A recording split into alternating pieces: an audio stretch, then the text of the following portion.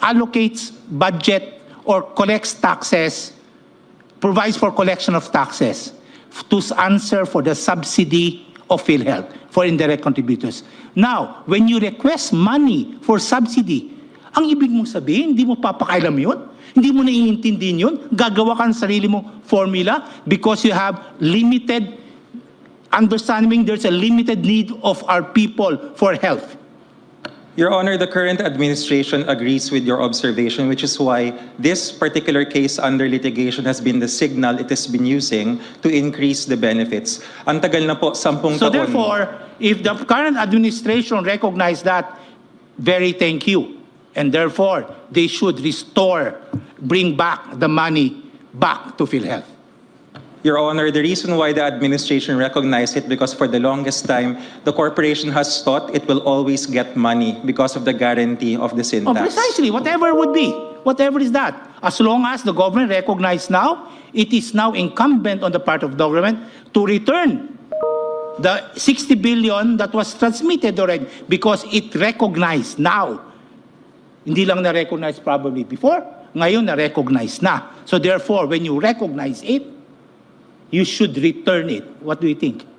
Your Honor, if it pleases the court, Section 58, the sovereign guarantee, even without this maneuver of the 89.9, government can and always will increase the benefits. But the signal, Your Honor, if it pleases the court, that this litigation gave is a strong signal for it to do so. So the people should now be satisfied by a strong signal from the administration. Your Honor, it's not necessarily the administration. It is the fact that the reserves, the amounts... You said the government. Yes, sir. Yes, sir. So a strong signal from the government to help PhilHealth and expand benefit should now be enough for our people to rely on.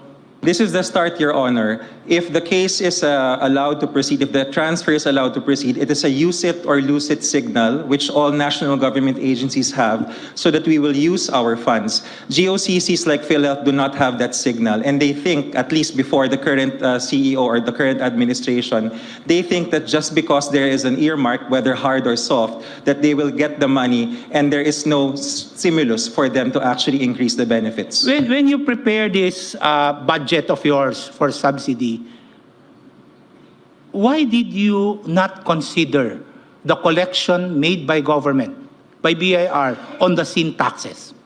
What was the reason behind that?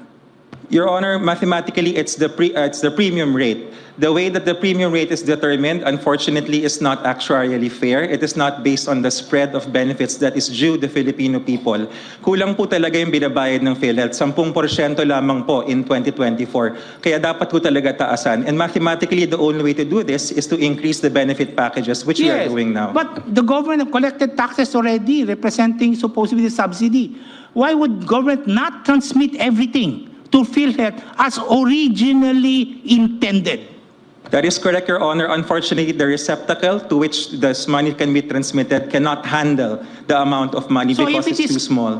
So if it is correct, and the reason why it was not transmitted because of administrative matters or hindrances, you agree that this should go to PhilHealth. It's a matter of spending it. So therefore, when government merely allocated this amount, probably substantially lower from the taxes that were collected, all of the balance should be given to PhilHealth this year and prior years. It's just a matter of administrative absorption. Hindi lang kaya gastusin ng PhilHealth. Kung hindi kaya gastusin ng PhilHealth, ibigay sa PhilHealth at utusan ng PhilHealth, oy, taasan ninyo ang benefits nyo. Hoy, mag-hire kayo ng mga tao ninyo para magastos ito para sa health ng ating tao. Your Honor, if I may, 3 presidente na po ng Republika ang dumaan simula noong 2013 hanggang 2023. At siguro mahigit 10 mga presidente ng korporasyon. Ganoon po lagi ang utos pero hindi po nangyayari until now. Probably it's time to overhaul PhilHealth and change the board for not complying what the law requires. Hindi kasalanan ng tao yan.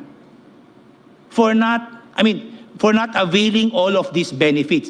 Apparently, from your own words, kasalanan niya ng administrasyon, this administration, last administration, or the previous administration. At kasalanan niya ng PhilHealth Board. Huwag natin pahirapan yung tao because nandyan naman yung pera.